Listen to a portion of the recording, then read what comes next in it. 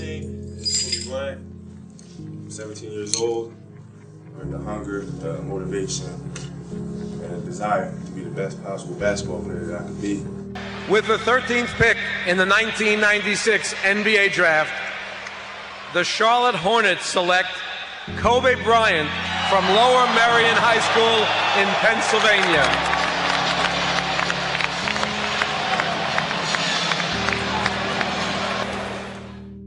I had a purpose. I wanted to be one of the best basketball players to ever play.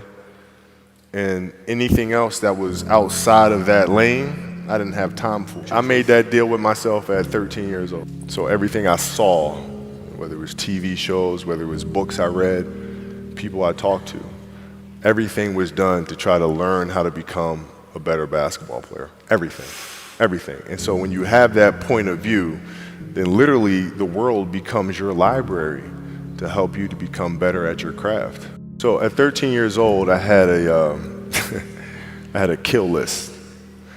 And so, you know, they used to do these rankings. It was Street and Smith basketball rankings.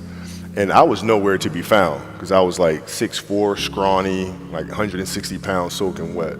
So I was like 57 on the list. And so I will look at 56, 55, all the way up to number 1, who these players are, what club teams they played for. So when we go on an AAU travel circuit, I got to hunt them down, right? And so that became my mission in high school, is to check off every other person, all those 56 other names, hunt them down and knock them down. You know, you got to look at the reality of the situation. You know, like for me, it's not, you know, you kind of got to get over yourself. Like, it's not about you, man. Like, okay, you feel embarrassed. You're not that important. Like, get over yourself. Yeah, that's where you go. Get over yourself, right? Like, you're worried about how people may perceive you, and like you're walking around and it's embarrassing because you shot 5 air balls. Get over yourself, right? And then after that, it's okay, well, why did those air balls happen? Got it. High school, year before, we played 35 games, max, right? Week in between, spaced out. Plenty of time to rest. In the NBA, it's back to back to back to back to back to back to back. I didn't have the legs. So you look at the shot, every shot was online. Every shot was online, but every shot was short. Right? I got to get stronger. I got to train differently. The weight training program that I'm doing, I got to tailor it for an 82-game season so that when the playoffs come around, my legs are stronger and that ball gets there. So I look at it with rationale. And say, okay, well, the reason why I shot air balls is because my legs aren't there. I go, well, next year they'll be there. That was it. Done. So many guys tell stories about your work ethic.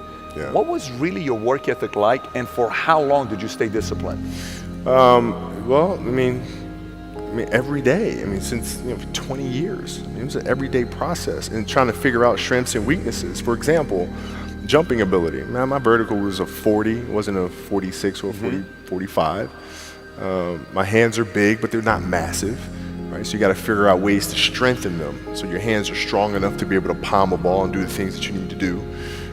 Quickness, I was quick, but not insanely quick. I was fast, but not ridiculously fast, right? So I had to rely on skill a lot more. I had to rely on angles a lot more. I had to study the game a lot more. And but I enjoyed it though. So like from the time I can remember when I started watching the game, I studied the game, and it just never changed. Technical question here. Let's see how you can answer this. Who would Shaq be if he had your work ethic? He'd be the greatest of all time. If Shaq had your work ethic, he'd be the greatest of all time. Greatest of all time by a mile. Sure. He'd be the first to tell you that, for sure. I mean, this guy was a force like I have never seen. I mean, it was crazy. You know, a guy at that size, generally guys at that size are a little timid and they don't want to be tall. They don't want to be big. Man, this dude he did not care. He was mean. He was nasty. He was competitive. He was vindictive. I mean, I wish he was in the gym. I would have had fucking 12 rings. What is the conversational life like with your wife and kids to say, listen, this is what I'm doing? How did that conversation go? Well, with the kids, it's different. So like the communication with our children is that Pops is working hard. This is the level of attention to detail you need to have in everything you do. So it's setting the example. Same thing with my wife. My wife's a stay-at-home wife. It's the hardest job, man. Right? So she works really hard at that. I mean, it's, and so her attention to detail with that as well are examples for our children. And then for my wife, it's, she's as competitive as I am. So she's like, listen, man, if you're going to be out here training 8 hours a day, if you're going to spend 9 months out of the year away from your family, you better fucking win the championship. But it's a balancing act. And that's the thing that's important, is understanding that we have to have so much energy.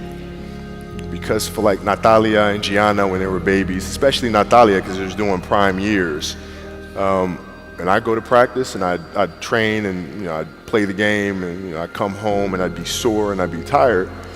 And she wants to go swimming, she wants me to take her to the park, she wants to just jump on my back or whatever the case may be. You can't say, I'm too tired, I'm going to lay down. That's not fair. She don't know what the hell's going on, right? And if this was a game, you'd suck it up and play. I play games with the flu. I play games with 102-degree fever, man. Powerful. You can't do that. That is so powerful. Right? Man. You got to be on, man. No sleep. Is there a story where it's like, no one knows about, where you went and played a game and it was so insane for whatever reasons? No sleep. You played a game with zero sleep. Zero sleep. Zero sleep. It's like, kids, Natalia had a certain, health situation or what have you, and you're staying up all night, and then you got to go out and perform because fans don't know, teammates don't know, nor do they care, nor should they, that you've been up all night. You got to perform, right? And so you just got to go to work, man. You got a lot of people paying their hard-earned money to come watch you perform. It's your job to be in shape. It's your job to be strong enough to perform at that level every single night. And as a competitor, I'm not ducking shit. Like, it's not, oh my God, my back hurts, I'm sore, we got to play Vince Carter and Toronto Raptors tonight. We actually had this happen. We had a game against Toronto in 2000, and Vince was tearing the league up. My back was jacked. But like the perception of that, like, what? Kobe's missing the game against Toronto and Vince Carter because my back was really spasming. But people will be like, what? Oh, he's ducking Vince. Excuse me? No, I don't think so.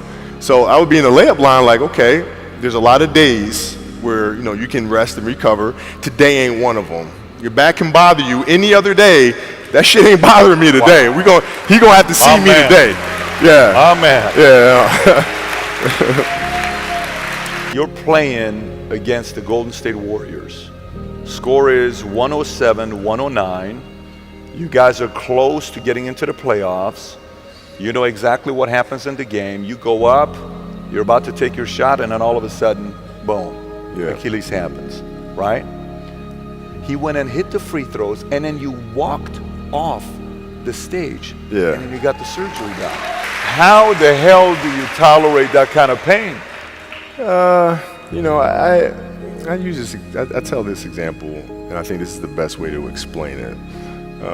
You have a hamstring injury, you pull your hamstring really, really badly. You can barely walk, right? Let alone play anything.